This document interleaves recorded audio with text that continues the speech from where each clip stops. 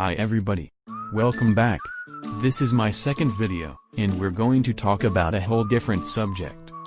When people talk about frequent conditions, they usually mention diabetes, cancer, high blood pressure and so, although there are conditions that are rarely mentioned yet they're astonishingly frequent, among them the condition that we will talk about today.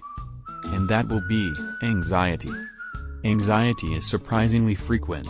Studies have shown that up to 10% of the general population is suffering from a form of chronic anxiety, and the number may be much higher if we include the milder or other forms that can fit in the broad spectrum of it. But let's start with clarifying a fundamental fact. When we're talking about anxiety, we're not referring to the physiological stress response toward a dangerous or stressful situation such as being alone in the forest or passing an exam, but rather, we're speaking about the inadequate stress reaction toward a potentially harmless thing. That will be like deploying hundreds of soldiers just to kill a rat. Now let's talk about different types of anxiety.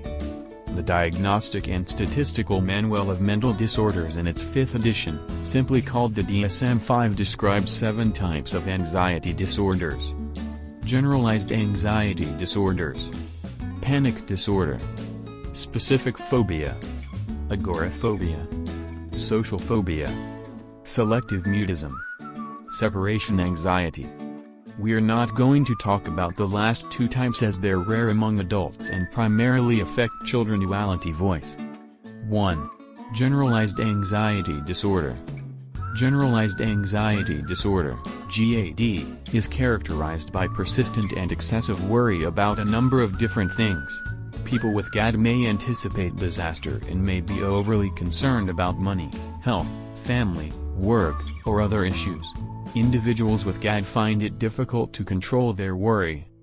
As I said, this disorder affects many sectors of life and can really cause of distress. 2. Panic disorder.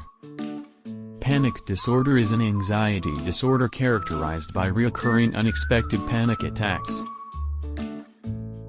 Just for those who don't know it, panic attacks are sudden periods of intense fear that may include palpitations, sweating, shaking, shortness of breath, numbness, or a feeling that something terrible is going to happen.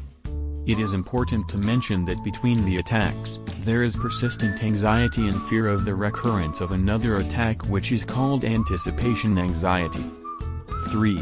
Specific phobias.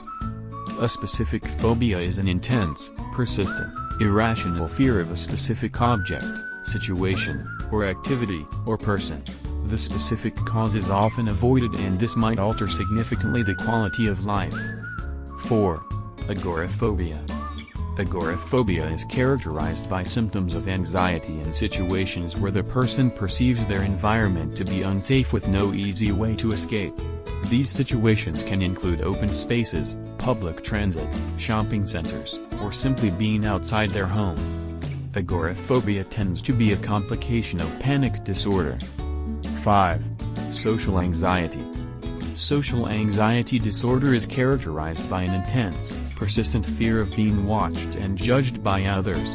This fear can affect work, school, and your other day-to-day activities. It can even make it hard to make and keep friends. These are the 5 most common types of anxiety, but why we're talking about them, that's because they are frequent. They alter significantly the quality of life and they can lead to depression and addictions, tobacco, alcohol, drugs. So what's the solution? The solution is simple: you need to see a psychiatrist, and sorry, this is not an insult to you, it's an advice. Treating anxiety disorders relies mainly on psychotherapy and antidepressants, such as the inhibitors of recapture of serotonin. To conclude, anxiety is frequent, it has many types, it can be disabling and it has effective treatment.